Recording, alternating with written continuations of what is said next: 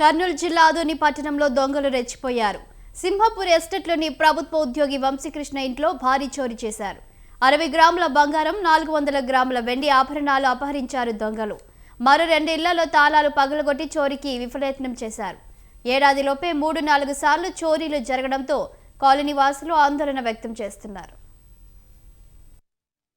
సింహపూరి ఎస్టేట్లో మేము ఉంటున్నాము. నేను ఉద్యోగరీత్యా శనివారం డ్యూటీకి వెళ్ళి వచ్చిన తర్వాత నా భార్య ప్రెగ్నెంట్ ఉందని గుంటకల్కి వెళ్ళాను.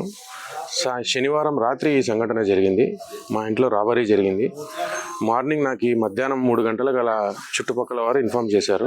ఆ ఇన్ఫామ్ చేయడం వల్ల నేను ఇక్కడికి వచ్చి చూసుకుంటే నాకు జరిగిన నష్టాన్ని నేను చూసుకుని పోలీస్ వారికి ఇన్ఫామ్ చేయాలని వచ్చాను. అందుకని ఇప్పుడు వెళ్తున్నాను. నాకు జరిగిన నష్టము 6 తులాల గోల్డ్, 45,000 విలువ చేసే వెండి, 1000 రూపాయలు క్యాష్ మాత్రమే చోరీ జరిగినది. దీని గురించి నేను స్టేషన్కి వెళ్ళి ఇన్ఫామ్ చేయడానికి వెళ్తున్నాను.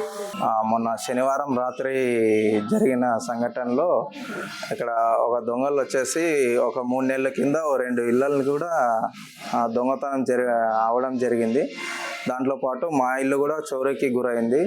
అందులో మాకు ఒక కుక్క కూడా ఉంటుంది.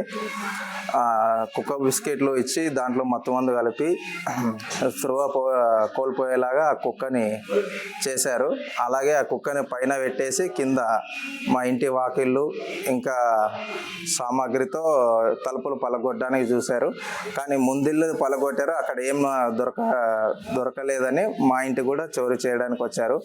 ఇంకా అంతలోనే ఏమైందో ఏం లేదో ముందు మా గేటు విరగొట్టి ఇంకా ఇంకో వాకిలి రాలేదని ఇంకా బయట సౌండ్ రావడంతో ఇంకా తిరిగి వెళ్ళిపోయారు. కొద్దిగా మాకు స్ట్రీట్ లైట్స్ లేవు. ఇక్కడ పెట్రోలింగ్ కూడా పోలీసులు కొద్దిగా తిరుగుతూ ఉంటే మాకు కూడా కొద్దిగా ధైర్యంగా ఉంటుంది. అలానే కొద్దిగా మున్సిపాలిటీ వాళ్ళు కూడా పట్టించుకొని మాకు